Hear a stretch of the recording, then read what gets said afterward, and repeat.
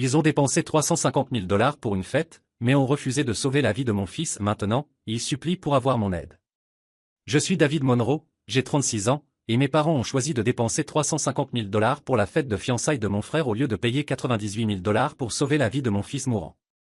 Avant de vous raconter comment j'ai fini par tout avoir et comment ils se sont retrouvés avec rien d'autre qu'une lettre manuscrite implorant mon aide, faites-moi une faveur et dites-moi d'où vous regardez dans les commentaires ci-dessous. J'aimerais voir jusqu'où cette histoire voyage. Tout revient à cette lettre. Elle est arrivée ce matin, non pas par la poste mais par coursier spécial. Elle semblait ridiculement déplacée sur mon bureau, une seule enveloppe couleur crème reposant sur une mer de plans architecturaux et de contrats signés. Mon bureau se trouve au 40e étage de la tour Dominion. D'ici, je peux voir la majeure partie du centre-ville de Denver, un paysage de verre et d'acier que j'ai contribué à façonner. Quelques instants avant l'arrivée de la lettre, je terminais un appel avec Jonathan Reeves, le titan de l'immobilier derrière la nouvelle tour Northgate. Nous finalisions les concepts d'intérieur pour les suites Penthouse, une conversation impliquant des budgets à 7 chiffres et du marbre italien importé. C'est le monde dans lequel je vis maintenant. Alors que je raccrochais, mon assistante, Mia, est entrée. Elle est vive, efficace et farouchement protectrice de mon temps. Elle a placé l'enveloppe sur mon bureau avec une certaine révérence. Ceci vient d'arriver pour vous, David. Le coursier a dit que c'était personnel et urgent, a-t-elle dit, les sourcils légèrement froncés de curiosité. Elle connaît ma vie, mon emploi du temps, mes partenaires commerciaux. Cette lettre ne cadrait nulle part. Merci, Mia, ai-je dit d'une voix égale. Je l'ai prise. Le carton était épais, coûteux. Puis j'ai vu l'écriture manuscrite. C'était celle de ma mère. Je ne l'avais pas vue depuis 5 ans, mais elle m'était aussi familière que mon propre reflet. Cette cursive élégante et bouclée, enseignée dans les meilleures écoles, conçue pour orner les invitations et les cartes de remerciement. Mais en regardant de près, je pouvais voir un léger tremblement dans les lignes, une faiblesse subtile qui n'était pas là avant. Pendant un long moment, je suis resté assis là, la tenant. Mon cœur ne s'est pas emballé. Mon souffle ne s'est pas coupé. Il n'y avait qu'un calme profond et lourd, le genre de calme que vous ressentez après qu'un ouragan soit passé et que vous vous retrouviez debout dans les décombres. La tempête était finie. Ce n'était qu'un écho. Avec une lenteur méthodique, j'ai glissé l'ouvre-lettre en argent, un cadeau de Jonathan Reeves quand nous avons conclu l'affaire Northgate, sous le rabat et je l'ai ouvert. La lettre à l'intérieur était brève, juste quelques paragraphes. C'était un chef-d'œuvre du style particulier de communication de ma mère, un cocktail de culpabilité, de regrets fins et de manipulation subtile. Elle peignait un tableau sombre de leur réalité actuelle. L'entreprise disparue, la santé défaillante de mon père, mon frère Marcus à la dérive et sans le sou. Tout était enveloppé dans le langage d'une victime, comme si c'était des tragédies qui leur étaient simplement arrivées, comme une période de mauvais temps. La phrase finale était un plaidoyer, une demande brute et désespérée d'aide. Je l'ai lu une fois, puis je l'ai relu, disséquant les mots. Ce n'étaient que des mots sur une page. Ils n'avaient aucun pouvoir ici. Ils ne pouvaient pas atteindre l'homme que j'étais devenu. J'ai plié la lettre soigneusement, je l'ai remise dans son enveloppe, et j'ai ouvert le tiroir du bas de mon bureau en acajou. Mon passé vit dans ce tiroir, caché derrière de vieux croquis de design et un mètre ruban en cuir usé, se trouve un petit cadre en argent. À l'intérieur, une photo de mon fils, Noah, prise 1 an après son opération. Il a 9 ans, en plein rire sur une balançoire du parc, la tête rejetée en arrière, les yeux pétillants d'une lumière que j'avais eu peur de ne plus jamais voir. En bonne santé, insouciant, vivant. J'ai placé la lettre de ma mère à côté de la photo de mon fils, un fantôme mis au repos à côté d'un miracle. J'ai fermé le tiroir, le clic silencieux le scellant dans l'obscurité. Tournant ma chaise vers la fenêtre, mon regard a dépassé les bâtiments proches, se fixant sur le squelette d'acier distant d'un nouveau gratte-ciel s'élevant vers le ciel. Mon projet. Mon héritage. La lettre était une relique d'une vie que j'avais survécue, une histoire qui avait commencé bien avant que la vie de mon fils soit en jeu. C'était l'histoire d'une famille où l'amour n'était jamais donné librement, seulement accordé aux gagnants. Pour vraiment comprendre la lettre dans ce tiroir, vous devez comprendre la maison dans laquelle j'ai grandi. Ce n'était pas un foyer, c'était une scène. Mon père, Stephen Monroe, était le fier propriétaire de Monroe's Living, le magasin de meubles haut de gamme le plus exclusif de Denver. Il vendait des chaises à 1 000 $ à des gens qui avaient des maisons assez grandes pour s'y perdre. Ma mère, Claudia, était la directrice tacite de nos vies. Elle orchestrait tout, de la marque de vin servie au dîner aux photos de famille soigneusement organisées postées sur les réseaux sociaux. Le travail de leur vie était de maintenir l'illusion de la perfection. Mais le problème avec une illusion, c'est qu'elle n'est pas réelle. Derrière les lourdes portes de chêne, quand les feux arrière du dernier invité avaient disparu dans notre longue allée, la chaleur s'évaporait. L'affection dans notre maison était une ressource limitée, et elle était allouée avec une précision brutale. Tout coulait dans une direction, vers mon frère cadet, Marcus. J'ai appris cette leçon de 1000 petites façons, une série de coupures de papier à lame. Je me souviens d'une soirée en 4e avec une clarté parfaite. J'étais un enfant silencieux, plus à l'aise avec les chiffres qu'avec les gens. Les mathématiques avaient du sens. C'était logique. J'ai étudié pendant des semaines pour mes examens finaux, poussé par un besoin désespéré de mériter un simple « bon travail » de mon père. Je suis rentré à la maison avec mon bulletin, le cœur battant. J'avais réussi, un 5% parfait en algèbre avancée. J'ai trouvé mes parents dans le salon. Mon père lisait le Wall Street Journal, et ma mère feuilletait un magazine de design. Et, j'ai eu mes notes finales, ai-je annoncé, essayant de paraître décontracté. J'ai tendu le bulletin à mon père. Il l'a regardé, ses yeux parcourant la page avant de s'arrêter sur le A+. Il a plié le papier et me l'a rendu. Bien, a-t-il dit, son attention retournant déjà à son journal. C'est le niveau que nous attendons. Ma mère a levé les yeux de son magazine. A+. C'est bien, David. Tu as fait ce que tu étais censé faire. Et c'était tout. Ce n'était pas un éloge.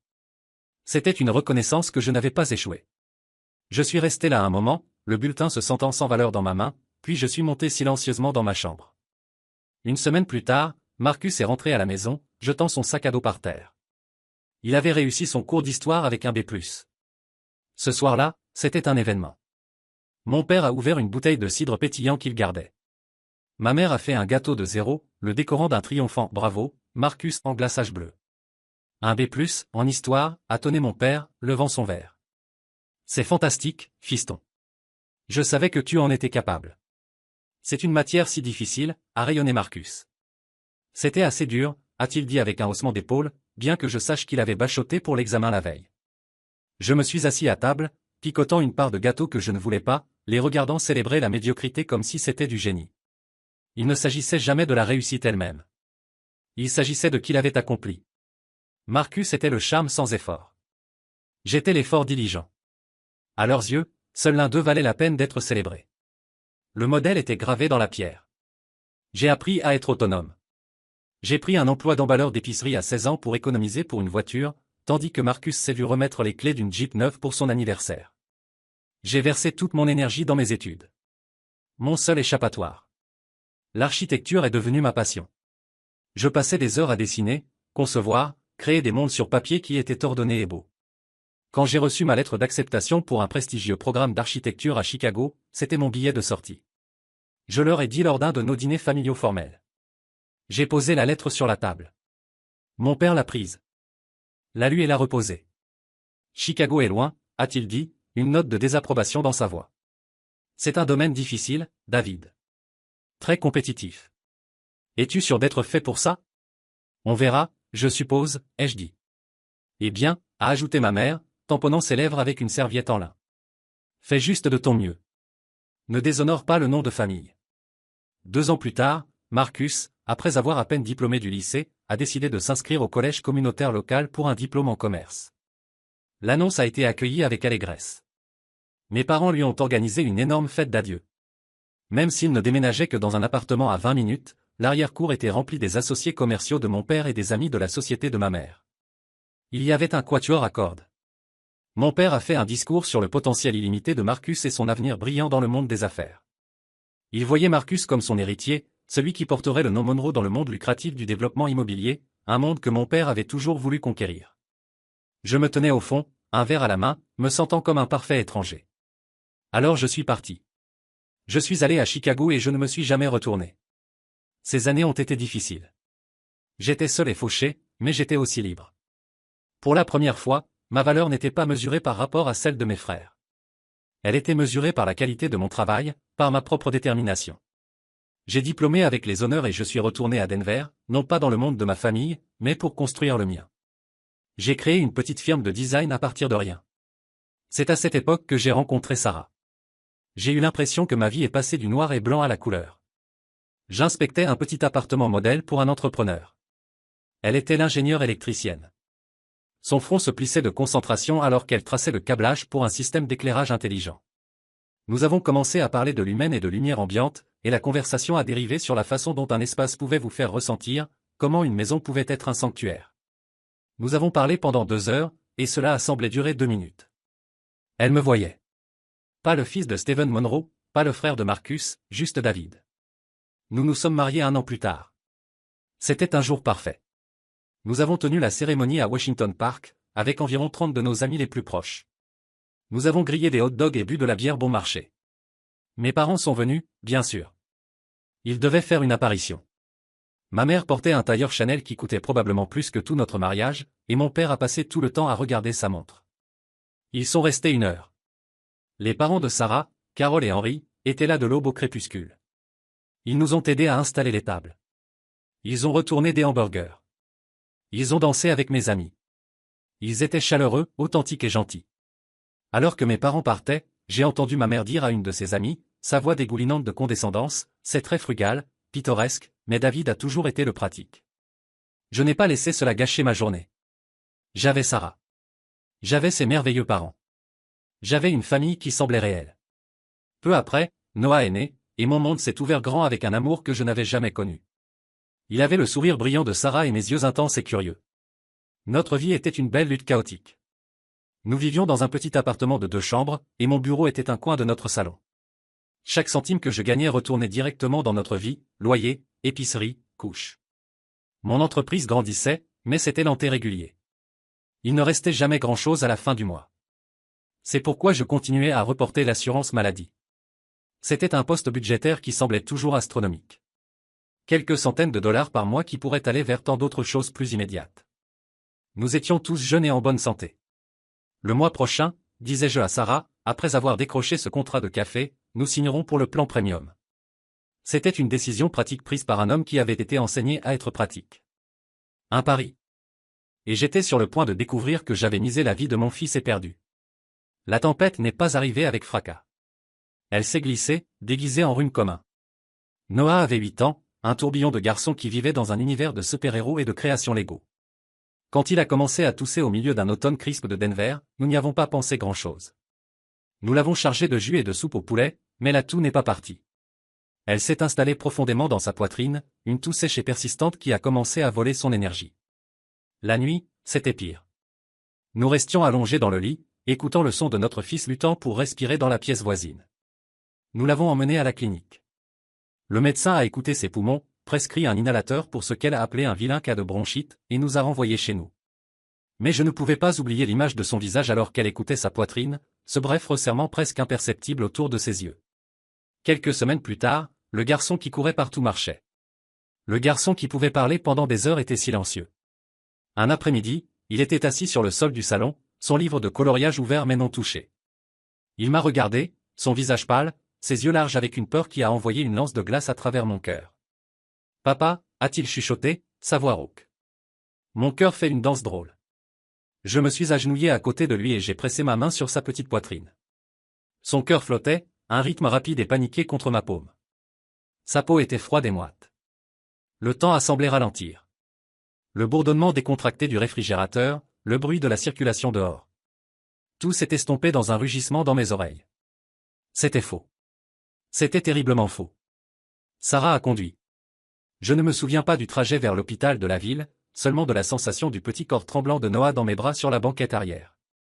Je continuais à chuchoter que tout allait bien aller. Une litanie désespérée contre la marée montante de panique. La salle d'urgence était un cauchemar surréaliste de lumière vive, de machines qui bip-bip et de l'efficacité calme et terrifiante du personnel médical. Ils ont emmené Noah, et Sarah et moi avons été laissés dans une petite salle d'attente stérile qui sentait l'antiseptique et l'anxiété. Pendant des heures, nous nous sommes assis en silence, nous tenant la main, chacun perdu dans son propre enfer privé de SI. Finalement, un médecin nommé Michael Chin est entré dans la pièce. Il ne souriait pas. Il tenait un dossier épais dans ses mains, et son expression était celle d'une gravité professionnelle douce. Il s'est assis en face de nous. Nous avons trouvé quelque chose sur le scanner, a-t-il commencé, sa voix égale. Il y a une masse dans le poumon gauche de Noah. Une tumeur. Le mot a flotté dans l'air, aspirant tout l'oxygène de la pièce. Tumeur. Nous croyons qu'elle est bénigne, a-t-il continué rapidement, voyant la terreur sur nos visages. Mais son emplacement est le problème. Elle grandit d'une manière qui comprime ses voies respiratoires principales. C'est pourquoi il a du mal à respirer. Elle commence aussi à mettre de la pression sur son cœur. Si nous ne l'enlevons pas, et bientôt, cela pourrait mener à une défaillance catastrophique. Mon esprit ne pouvait pas traiter les mots. C'était comme écouter une langue que je ne comprenais pas. Sarah a trouvé sa voix en premier. Alors, chirurgie? Oui, a dit Dr. Chin. Immédiatement. Nous devons la programmer pour, dès que possible, dans les 3 prochains jours au plus tard. Il s'est arrêté, et ses yeux se sont adoucis avec un regard d'empathie pratiqué. Je sais que c'est beaucoup à assimiler. Nous devons aussi discuter de l'aspect financier. La procédure, ainsi que les soins post-opératoires nécessaires et le séjour à l'hôpital, coûtera approximativement 98 000 $. Le nombre ne semblait même pas réel. 98 000 $. C'était une somme impossible. Une montagne que nous ne pourrions jamais espérer escalader. Nous avions environ 15 000 $ dans notre compte d'épargne. J'ai ressenti une vague de nausées si intense que j'ai dû avaler fort pour ne pas être malade. Tous ces mois à reporter l'assurance. Toute ma praticité. Tout cela avait mené à ceci. Je l'avais déçu. Mais Sarah, mon incroyable et résiliente Sarah, a regardé le docteur droit dans les yeux. Sa voix n'a pas vacillé. Nous obtiendrons l'argent. Programmer la chirurgie. Au moment où Dr. Chin a quitté la pièce, sa force s'est dissoute, et elle s'est effondrée contre moi, son corps tremblant de sanglots silencieux et déchirants. Je me suis accroché à elle. Ma propre peur, une pierre froide et lourde dans le creux de mon estomac. Cette nuit a été la plus longue de ma vie. J'ai tout essayé. J'ai appelé notre banque. L'agent de prêt était poli mais ferme. Notre ratio d'être revenu était trop élevé.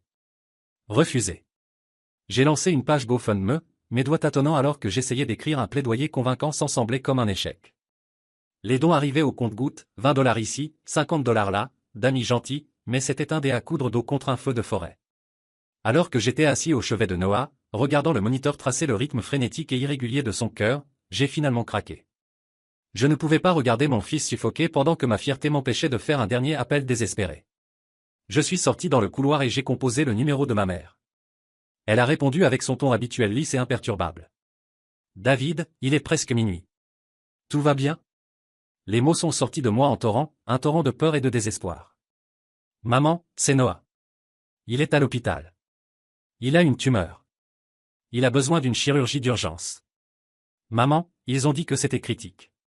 Nous n'avons pas l'argent. L'assurance. Ce n'était pas assez. Nous avons besoin d'aide. Seul. S'il te plaît. Je rembourserai chaque centime, je le jure. Il y a eu un temps de silence. Pas un silence compatissant, mais un silence froid et calculateur. Puis elle a parlé, sa voix chargée d'une irritation glaciale. Oh, David, c'est juste le timing le plus épouvantable. La fête du 40e anniversaire de ton père est la semaine prochaine. La planification se déroule depuis des mois. Les traiteurs sont réservés. Les invitations ont été envoyées. Tant de personnes importantes seront là. Ce serait un cauchemar absolu d'essayer de réorganiser les choses maintenant. Je ne pouvais pas croire ce que j'entendais. Fête? Maman, je ne te demande pas d'annuler une fête. Je parle de la vie de votre petit-fils. Et je parle de notre réputation, a-t-elle rétorqué, sa voix se durcissant, que tu sembles déterminé à endommager. Honnêtement, David, tu es un homme adulte. Tu aurais dû avoir une assurance appropriée. C'est une conséquence de ta mauvaise planification. Et ce n'est pas notre responsabilité de réparer cela. Mauvaise planification, ai-je chuchoté, ma gorge se fermant. Il a 8 ans. C'est ton petit-fils. Ne prends pas ce ton avec moi, a-t-elle dit sèchement. Je suis très désolé d'entendre parler de Noah, mais nos mains sont liées. Nous avons des obligations. Nous ne pouvons tout simplement pas aider. Clic, elle a raccroché. J'ai glissé le long du mur, le téléphone claquant sur le sol. Ce n'était pas juste un nom. C'était un jugement. La vie de mon fils avait été pesée contre l'inconvénient de reporter une fête. Et la fête avait gagné. Le lendemain, j'ai conduit vers leur manoir. Je ne pensais pas clairement. Je devais juste leur faire le voir les photos, les scans. S'ils voyaient, ils comprendraient. Quand je suis arrivé, l'allée était déjà bordée de voitures de luxe. C'était un déjeuner de pré-fiançailles pour Marcus et sa fiancée, Nathalie, la fille d'un magnate de l'immobilier. C'était une alliance stratégique, une fusion de deux familles puissantes. J'ai traversé la porte d'entrée et dans une scène de verre de champagne qui teintait de rire forcé. J'ai trouvé ma mère, resplendissante dans une robe de soie, tenant court, je l'ai tirée à part. Maman, s'il te plaît, regarde juste ceci, ai-je dit, mes mains tremblant alors que je tendais le dossier médical de Noah. Elle a reculé comme si je tenais quelque chose de sale. David, tu fais une scène. Range ça. Tu nous embarrasses. Mon père est apparu, son visage un masque de rage tonnante.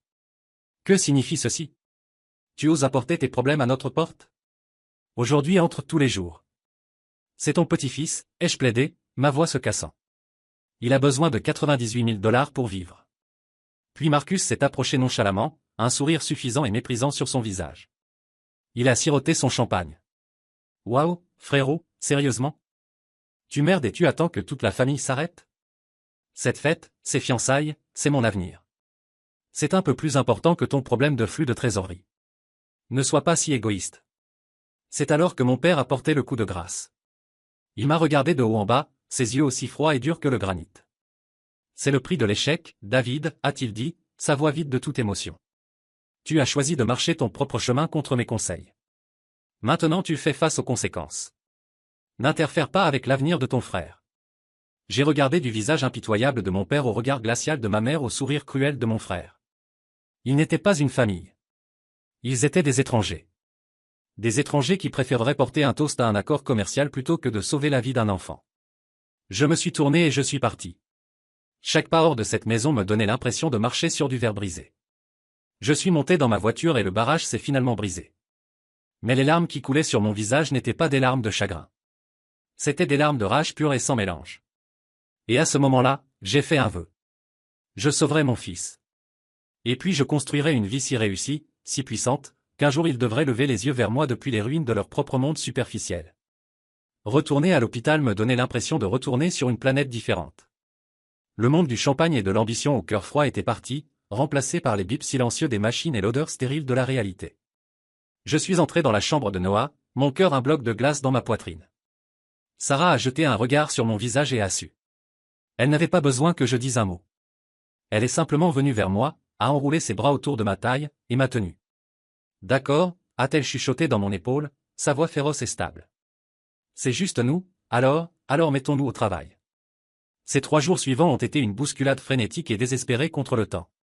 Nous sommes devenus une machine de collecte de fonds à 2 personnes, alimentée par la caféine et la terreur pure. La première chose à partir était le camion de Sarah. C'était un beau vieux Ford qu'elle avait depuis avant de me rencontrer. Il avait des bosses et des rayures, chacune avec une histoire. Elle aimait ce camion. Elle l'a posté sur Craigslist cette nuit-là, et il s'est vendu le lendemain matin pour 6 000 dollars. Elle m'a tendu l'argent avec un sourire sombre, pas une seule larme dans les yeux. J'ai parcouru notre appartement comme un tourbillon, voyant tout non pas comme une possession mais comme une étiquette de prix. Le canapé confortable que nous avions acheté ensemble pour notre premier appartement, celui où nous avions regardé des séries en binge et bercé Noah pour l'endormir, je l'ai vendu pour 300 dollars à un groupe d'étudiants. Ma table à dessin, mon outil principal du métier, est parti pour 500 dollars. Notre télévision, nos étagères, ma vieille collection de disques vinyles. Tout. Des étrangers ont défilé dans notre maison, fouillant dans les artefacts de notre vie, marchandant sur 20 dollars ici, 10 dollars là. Une femme au visage gentil qui a acheté notre salle à manger a demandé, vous deux déménagez-vous quelque part d'excitant? Quelque chose comme ça, a répondu Sarah, sa voix incroyablement joyeuse. Un nouveau commencement. Au milieu de l'humiliation et de la peur, il y avait des piqûres de lumière, de petits actes de gentillesse à couper le souffle qui nous ont empêchés de complètement nous effondrer. Anna, ma meilleure amie de l'école d'architecture, m'a appelé. Elle était une mère célibataire qui enseignait la musique à temps partiel. Je savais qu'elle s'en sortait à peine. David, je suis si désolé, a-t-elle dit, sa voix épaisse d'émotion. J'aimerais pouvoir faire plus. Je te transfère tout ce que j'ai dans mes économies. Quelques minutes plus tard, une notification est apparue sur mon téléphone. Un paiement Zelle de 5 cents dollars. Je savais que cet argent était probablement son loyer, son filet de sécurité. J'ai pleuré là même dans la cafétéria de l'hôpital. Puis il y avait Travis. Il était un designer junior dans ma petite firme. Un gamin juste quelques années sorti de l'école, plein de talent et d'ambition. Il s'est présenté à l'hôpital pendant sa pause déjeuner, l'air maladroit et timide. Il m'a tendu une enveloppe blanche froissée. Ce n'est pas grand-chose, a-t-il bégayé, évitant mon regard. J'économisais pour un nouvel ordinateur portable. C'est 320 dollars. Je pense que Noah en a plus besoin. Il a enfoncé ses mains dans ses poches. Nous encourageons tous Noah au bureau. J'étais si ému que je ne pouvais pas former de mots. Je l'ai juste pris dans mes bras. Ce jeune homme gentil qui ne me devait rien. Nous avons collecté près de 30 000 dollars de cette façon. Un patchwork de générosité d'amis, de voisins et même d'étrangers qui ont vu les messages désespérés de Sarah sur les réseaux sociaux. C'était un miracle, mais c'était aussi 68 000 $ de moins que ce dont nous avions besoin. La date limite était le lendemain. J'ai commencé à rechercher sérieusement des prêts prédateurs à intérêt élevé en ligne, le genre qui vous paralyse à vie. Je sentais les murs se refermer, l'air se raréfier. Cette nuit-là, alors que je remplissais frénétiquement une demande de prêt sur mon téléphone, un souvenir lointain a fait surface. Dans le flou de mes recherches nocturnes, j'avais lu un article sur un développeur nommé Jonathan Reeves, un franc-tireur connu pour son focus sur la construction d'espaces de guérison et de projets centrés sur la communauté. Sa philosophie m'avait résonné. Sur un coup de désespoir insomniaque, j'avais trouvé le site web de sa compagnie et envoyé un email à l'adresse de contact général. C'était un passage de Marie. Je n'ai pas demandé d'argent. J'ai juste écrit du cœur sur ma propre philosophie de design, comment je croyais que le bon design pouvait être une forme de soin, et j'ai attaché mon petit portfolio. Je ne m'attendais jamais à recevoir une réponse. La soirée avant que la chirurgie soit programmée, notre deadline finale absolue, les parents de Sarah, Carole et Henri, sont venus à l'hôpital.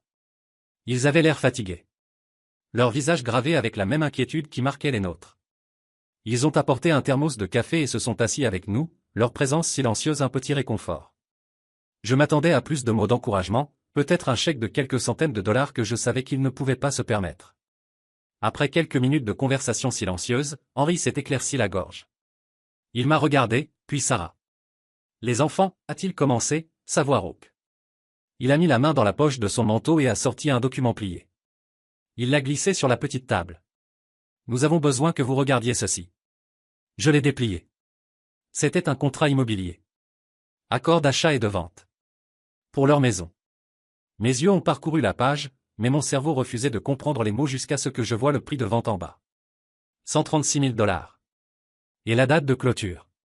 Aujourd'hui. Je l'ai regardé, stupéfait. Je ne comprends pas. Qu'est-ce que c'est? Carole a tendu la main sur la table et a pris ma main. Sa main était chaude, sa prise ferme. Ses yeux brillaient de larmes. Mais elle souriait. C'est juste une maison, David. Elle a dit doucement. C'est juste des briques et du bois. Nous avons élevé notre fille là, nous avons nos souvenirs. C'est tout ce qui compte. Nous pouvons louer un appartement. Nous irons bien. Henri s'est penché en avant, son expression sérieuse et féroce. Noah n'a qu'une seule vie. Vous êtes nos enfants. C'est ce que fait la famille. Aucune discussion. Je les ai fixés. À ces deux héros silencieux et modestes. Ils avaient pris leur plus grand atout de vie. Leur sanctuaire. Le dépositaire de 30 années de souvenirs. Et ils l'avaient liquidé sans une seconde pensée pour sauver mon fils. Ils avaient fait ce que mes propres parents riches et puissants, avec leur manoir et leur voiture de luxe, avaient refusé de faire. Le barrage de mes émotions soigneusement contrôlé s'est brisé. J'ai laissé tomber ma tête dans mes mains et j'ai pleuré. Pas les larmes chaudes de rage que j'avais versées dans ma voiture, mais des larmes d'une gratitude si profonde qu'elle était physiquement douloureuse. Dans le silence stérile et impersonnel de cette salle d'attente d'hôpital, j'assistais à l'acte d'amour le plus beau et le plus altruiste que j'ai jamais vu. Le lendemain matin, le virement a été effectué. Nous avions l'argent. La chirurgie était en cours. Pendant 6 heures qui ont semblé 6 ans, nous avons attendu. Finalement, la porte de la salle d'attente s'est ouverte. C'était Dr. Chin, son masque chirurgical pendant autour de son cou. Il avait l'air fatigué, mais il souriait d'un vrai sourire authentique. C'est un brave, a dit le médecin, sa voix remplie de chaleur. La chirurgie a été un succès complet. Nous avons enlevé toute la tumeur. Le pronostic est excellent. Il va bien aller. Sarah et moi nous sommes accrochés l'un à l'autre, nos genoux faibles de soulagement. Par-dessus son épaule, j'ai vu Carole et Henri, se tenant l'un l'autre et pleurant silencieusement. Nous avions traversé la tempête. Notre garçon était en sécurité, et alors que je regardais les visages de ma vraie famille, j'ai fait un nouveau vœu, silencieux. Je passerai le reste de mes jours à m'assurer que leur sacrifice soit honoré, et que les gens qui nous avaient tourné le dos comprennent un jour le vrai sens du mot conséquence. Les 5 années qui ont suivi la récupération de Noah ont été une étude de transformation. La rage brûlante que je ressentais envers mes parents et mon frère ne s'est pas estompée. J'ai appris à l'utiliser. Elle est devenue le charbon qui alimentait mon moteur. Elle est devenue la discipline qui me faisait sortir du lit à 4h30 chaque matin. Chaque fois que je sentais l'épuisement s'installer, chaque fois qu'un projet semblait trop écrasant, je fermais les yeux. Je voyais le geste dédaigneux de mon père, le regard froid de ma mère, le sourire cruel de mon frère. Puis, je voyais l'image de Carole et Henri emballant leur bien chéri dans des boîtes en carton. Le contraste était toute la motivation dont j'avais jamais eu besoin. Mon travail est devenu mon sanctuaire et mon arme.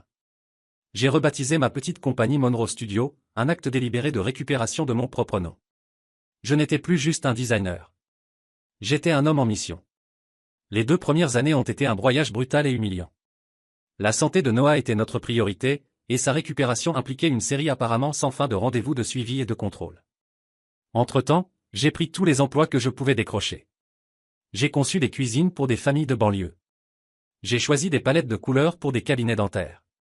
J'ai mis en scène des condos exigus pour des agents immobiliers. Aucun travail n'était trop petit. J'étais sur les chantiers au lever du soleil, rencontrant des clients tout l'après-midi, puis je rentrais chez nous dans notre petit appartement de location, dînais avec Sarah et Noah, et travaillais jusqu'à 2 heures du matin à notre table de cuisine, dessinant et affinant des designs. Ce n'était pas une ligne droite vers le sommet. J'ai fait face à de nombreux revers. Je me souviens d'un projet en particulier, un petit hôtel-boutique. J'ai versé des semaines dans la proposition, élaborant un concept dont j'étais incroyablement fier. J'ai atteint la ronde finale, seulement pour recevoir un email poli disant qu'ils avaient décidé d'aller avec une firme plus établie. Le rejet était un coup de poing dans l'estomac. Cela m'a coûté du temps et de l'argent que je n'avais pas. Pendant un moment, assis dans mon bureau exigu, j'ai senti cette vieille voix de mon père chuchoter dans mon oreille, pris de l'échec. Mais alors j'ai regardé une photo de Noah sur mon bureau, et le feu est revenu rugissant. J'ai juste travaillé plus dur. Ma réputation a commencé à grandir, non pas par le marketing tape à accent grave-l'œil, mais par le bouche à oreille.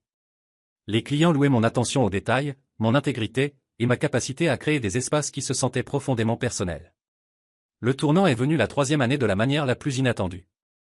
Je travaillais tard une nuit quand un email est apparu dans ma boîte de réception. L'objet était simple, votre philosophie de design. Mon cœur a sauté un battement. Je l'ai ouvert. C'était de Jonathan Reeves, le développeur, l'homme à qui j'avais envoyé ce email désespéré de Marie il y a 2 ans. Il a écrit que mon message avait d'une manière ou d'une autre trouvé son chemin vers son bureau, passé dans la chaîne par un assistant junior. Il a dit qu'il recevait des centaines de propositions par semaine, mais la mienne s'était démarquée. Il était intrigué par ma passion et ma persistance à faire le suivi, même si je n'avais reçu aucune réponse. Il lançait un nouveau café phare dans un quartier branché et était fatigué des mêmes vieux designs corporatifs. Il voulait savoir si j'étais intéressé à soumettre une proposition. C'était ma chance. Je n'ai pas dormi pendant 3 jours. Je n'ai pas juste conçu un café. J'ai conçu une expérience. J'ai envisagé un salon communautaire avec des bois chauds, des coins confortables et de l'art local, un espace de guérison, exactement comme il l'avait décrit dans cet article. Reeves n'a pas juste aimé. Il a adoré.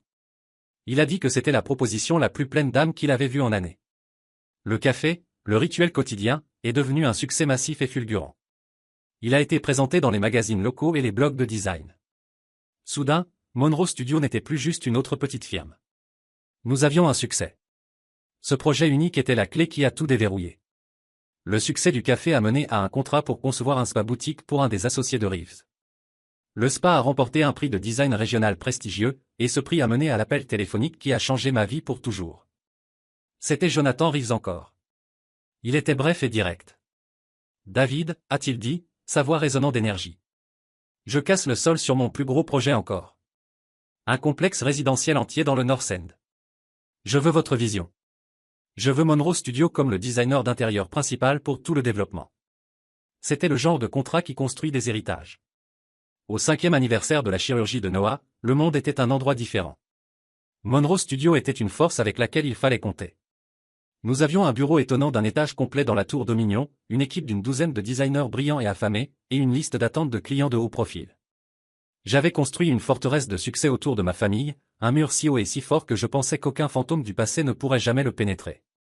Je me sentais finalement comme si je pouvais respirer, mais je savais toujours qu'ils étaient là, regardant, et j'avais le sentiment que notre histoire n'était pas finie. Un règlement de compte final arrivait. Je n'aurais juste jamais pu prédire la forme qu'il prendrait. Le premier tremblement est venu un mardi matin. Mon téléphone a vibré avec un appel d'un numéro que je n'avais pas vu en 5 ans. Ma mère. Je l'ai fixé jusqu'à ce que le vrombissement s'arrête, une peur froide et familière se levant dans mon intestin. Je l'ai laissé aller au répondeur. Le message qu'elle a laissé était bref, sa voix tendue avec une chaleur forcée et non naturelle. David, chéri, c'est ta mère. S'il te plaît, rappelle-moi. C'est très important. C'est à propos de la famille. Je l'ai supprimé. 1 heure plus tard, ma ligne directe de bureau a sonné. Mia, mon assistante, l'a transférée à mon bureau. David, j'ai un Marcus Monroe en ligne pour vous. Il dit que c'est une urgence familiale. Je suis en réunion toute la journée, Mia, ai-je dit, ma voix plate. Prends un message. Le message que Marcus a laissé était un gâchis frénétique et décousu à propos du besoin de parler, à propos de comment les choses étaient devenues mauvaises. Je l'ai supprimé aussi.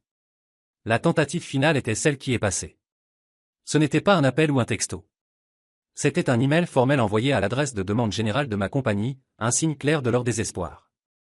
L'expéditeur était Steven Monroe, PDG de Monroe S. Living. L'objet lisait « Proposition de partenariat urgent, Monroe et Monroe ». Je savais déjà de quoi il s'agissait. Dans le monde serré de la communauté d'affaires de Denver, les secrets ne restent pas secrets longtemps. Les murmures grandissaient depuis des mois. Monroe S. Living mourait. Une série d'investissements immobiliers désastreusement risqués, couplés avec le refus arrogant de mon père de s'adapter à un marché changeant, avait saigné la compagnie à blanc. Ils étaient au bord de la faillite. Leur dernier pari désespéré était un projet qu'ils avaient nommé les Tours Héritage Monroe, un complexe de luxe massif qu'ils espéraient serait leur salut. Ils possédaient le terrain, mais les banques ne leur donneraient pas un centime de plus. Leur seul espoir était de sécuriser le financement d'un groupe d'investissement international puissant. Et voici où l'univers a livré sa punchline. L'affaire était négociée par Nathalie, l'ex-fiancée de mon frère, dont la firme familiale se spécialisait dans de telles entreprises. Et après des mois de négociations, les investisseurs avaient posé une condition finale non négociable. Ils étaient impressionnés par le buzz architectural récent à Denver. Ils ne financeraient le projet que si les intérieurs, le point de vente clé pour une marque de luxe, étaient conçus et exécutés par la firme qui était devenue synonyme de qualité, d'intégrité et de succès météorique. Ma firme, Monroe Studio, mon nom, celui qu'ils avaient rejeté et dévalué, était maintenant la seule chose qui pouvait sauver le leur. J'ai répondu à l'email avec une seule ligne, ma salle de conseil, jeudi, 10h. Je les ai fait venir à moi. J'ai regardé sur mon moniteur de sécurité de bureau alors qu'ils entraient dans la zone de réception. Mon père, Stephen, et mon frère, Marcus. Ils ressemblaient à des fantômes. Leurs costumes coûteux pendaient sur eux différemment maintenant, ne projetant plus le pouvoir, mais essayant de dissimuler la défaite. Ils étaient avalés par les hauts plafonds et les lignes épurées du monde que j'avais construit. Ils semblaient petits. Je les ai fait attendre exactement 10 minutes avant que Mia les montre dans la salle de conseil principale. La pièce est ma préférée dans tout le bureau. Elle est murée de verre sur 2 côtés, offrant une vue panoramique de la ville. Une longue table imposante de chêne récupérée siège au centre. J'étais déjà assis à sa tête quand ils sont entrés. Ils ont pris les sièges en face de moi. Le silence était épais et lourd. Mon père, toujours l'interprète, a essayé de saisir le contrôle. Il s'est lancé dans un discours poli, presque répété sur l'importance de la famille, sur laisser le passé être le passé. Il a parlé d'héritage, du nom Monroe d'un avenir partagé. C'était une performance décente, mais ses yeux étaient remplis d'une terreur désespérée et suppliante. Marcus s'est juste assis là, fixant la table, sa suffisance habituelle remplacée par un silence maussade et ressentimenteux. Il ressemblait à un enfant qui avait été traîné à une réunion qu'il ne comprenait pas. J'ai laissé le discours de mon père flotter dans l'air pendant un long moment après qu'il ait fini. Puis, j'ai pris la petite télécommande à côté de moi et j'ai allumé l'écran de 80 pouces qui dominait le mur du fond. Avant de parler d'un avenir partagé, ai-je dit, ma voix parfaitement nivelée. Je pense qu'il est crucial que nous ayons une compréhension claire de notre passé partagé. La première image a flashé sur l'écran. C'était un scan haute résolution d'un document, une facture d'hôpital d'il y a 5 ans. Le nom de mon fils était en haut, et en bas, un seul nombre d'années était encerclé en rouge vif. 98 000 $. J'ai entendu un halètement aigu et étranglé de Marcus. Le visage de mon père est devenu blanc comme un drap. Ceci, ai-je dit, ma voix coupant le silence, était le coût de la vie de mon fils. Un nombre que vous m'avez tous les deux dit n'était pas votre problème. J'ai cliqué la télécommande encore. Une nouvelle diapositive est apparue. C'était une page scannée d'un magazine de société brillant, une photo couleur complète de la fête de fiançailles somptueuse de Marcus. Ils étaient là. Mon père, ma mère, mon frère. Leurs visages rouges de bonheur, levant des verres de champagne. Sous la photo était le texte de l'article qui s'extasiait sur l'événement extravagant. J'avais fait faire des recherches par un détective privé sur les factures réelles des traiteurs, du fleuriste, du groupe. Le total final vérifié était affiché sur l'écran en nombre massif et impitoyable. 350 000 $. Et ceci, ai-je dit, ma voix tombant à presque un chuchotement, et ce que vous avez décidé était plus important. La pièce était complètement immobile. Mon père avait l'air comme s'il avait été physiquement frappé. Je me suis levé lentement, ma chaise glissant silencieusement sur le sol de béton poli. J'ai marché vers la tête de la table, plaçant mes mains à plat sur le chêne frais. Vous entrez dans mon bureau, dans la compagnie que j'ai construite à partir de rien, et vous avez l'audace de me parler d'héritage. J'ai regardé du visage cendré de mon père à l'expression stupéfaite et bouche bée de mon frère. Laissez-moi vous parler d'héritage. Mon héritage. Monroe Studio est construit sur une fondation de confiance, d'intégrité, de création d'espaces qui apportent aux gens confort et sécurité et guérison. C'est le travail que nous faisons ici. C'est ce que mon nom représente maintenant. Je me suis penché en avant, mes yeux se verrouillant sur ceux de mon père. Votre fondation, ai-je dit, et chaque mot était un coup de marteau, est construite sur l'égoïsme. Elle est construite sur la cruauté. Elle est construite sur une décision consciente de valoriser une fête sur la vie d'un enfant. Votre propre petit-fils. Je me suis redressé. Je ne peux pas et je ne veux pas attacher mon nom, le nom que j'ai racheté, à une fondation qui est si complètement pourrie jusqu'au cœur. J'ai regardé mon père. Il n'y a pas de partenariat. J'ai regardé mon frère. Il n'y a pas d'affaire. Ma voix était silencieuse, mais elle résonnait dans le silence de tombe de la pièce. Maintenant, si vous voulez bien m'excuser, j'ai une entreprise à diriger. Je me suis tourné et j'ai quitté la salle de conseil, les laissant là seuls avec leurs fantômes sur l'écran. L'effondrement n'était pas un croulement lent. C'était une implosion. Le jour après la réunion de salle de conseil, j'ai reçu un email professionnel bref de Jonathan Reeves. C'était un lien vers un communiqué de presse du groupe d'investissement international. La déclaration était brutale dans sa politesse corporative. Elle annonçait la terminaison immédiate et permanente de leur intérêt pour le projet Torres Héritage Monroe, citant un désalignement fondamental des valeurs de marque et un manque de confiance dans le leadership du projet. Plus tard ce jour-là, j'ai reçu un appel d'une vieille connaissance qui évoluait dans le cercle social de Nathalie. Les ragots volaient déjà. Nathalie elle-même avait livré les nouvelles aux investisseurs après ma réunion. Elle avait alors appelé Marcus. Ce n'était pas une rupture émotionnelle.